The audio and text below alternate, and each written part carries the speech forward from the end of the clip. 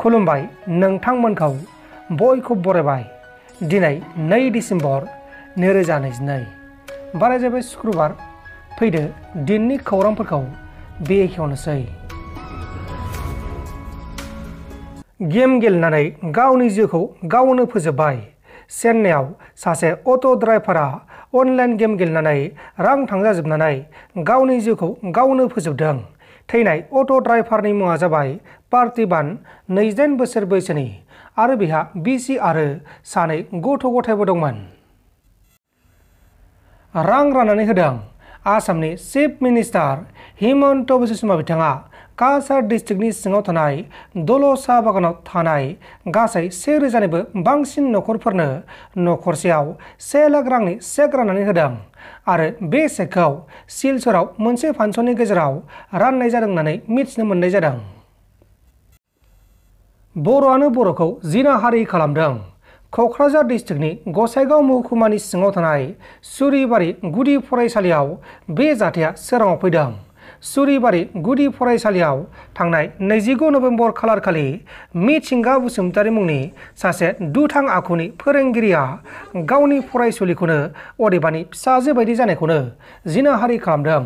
उनाव बे जाथायखौ पुलिसा खौरां मोननानै जाथायसालियाव सफैनानै दायनिगिरि मिथिंगा बसुमतारीखौ एरेस्ट खालामनाय जादों।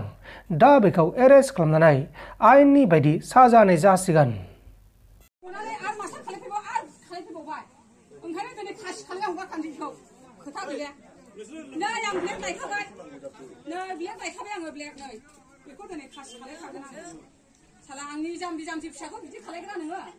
आंनि फिसाखौ बियो लोमजादों नालाय, ओमफ्राय नों लोमजानायखाय नों थाबायनो हानाय नङा मा? आङो फिसौखौ स्कुलाव लायनांगौ, बिफाया गसाइगाव थांदों, नोंसोरो थाथ'दो दे आमा, नों बे मेगिखौ जादो, नों थाथ'दो बावनो आं दानो फैफिनो, आं अनला सौहैनो थांदों आरो। ओमफ्राय अनला सौनानै बेबो आंनाव गय बिदोंमोन। ओमफ्राय बे गयखौ आङो गय जाग्रायानो गैलाहाय थांबाय, गयानो गैया, रावबो जाया होननानै, गय गैला होननानै। बे मास्टारानो गय जानो बिदों, ओमफ्राय गय जाग्रायानो थांबाय, गय गैला होननानै, गय गैया होननानै।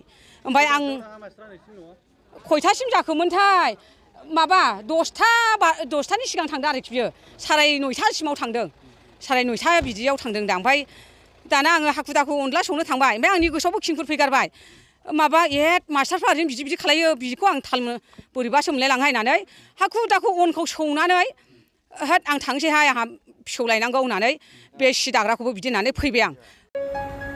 नोंथांमोन दासिमनि माखासे खौरांफोरा बेखिनिमोन। बेखिनिसिम नायनायनि थाखाय नोंथांमोननिसिम रोजा रोजा साबायखर। गोजोन्थों, एसेनोसै। जै बर' हारिनि। आरो जाय बिथांमोना साबस्क्राइब खालामगासिनो दं बिथांमोनहा खालामबानो जाबाय, जाहाथे जोंनि गोसोआ बोलो मोनो।